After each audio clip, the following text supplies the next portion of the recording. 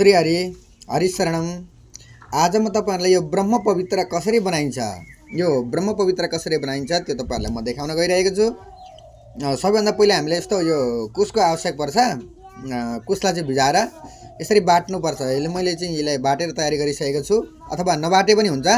तर यो कसरी बनाइन्छ त ब्रह्म पवित्र बनाउने तरिका, सबैभन्दा पहिला यस्तो कुस छ, यो लामो कुस छ। यसरी यो लामो कुस मैले बाटेर तयारी गरेको छु। यो कुसलाई चाहिँ तपाईहरुले यसरी हातमा लिनु होला। हातमा लिएर यहाँ हेर्नु है त, यो यस्तो छ। यसलाई चाहिँ हातमा लिएर यसरी फोल्ड गर्ने, यसरी फोल्ड गर्ने।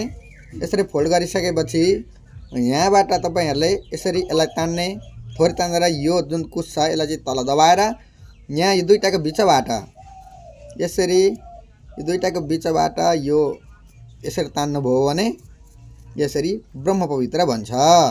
र यो बनिसकेको पवित्रलाई, यो ब्रह्म पवित्रलाई तपाईहरुले यता शिखा बनाउनु पर्ने हुन्छ। अर्कोपट्टि योपट्टि यसरी घुमाएर तपाईहरुले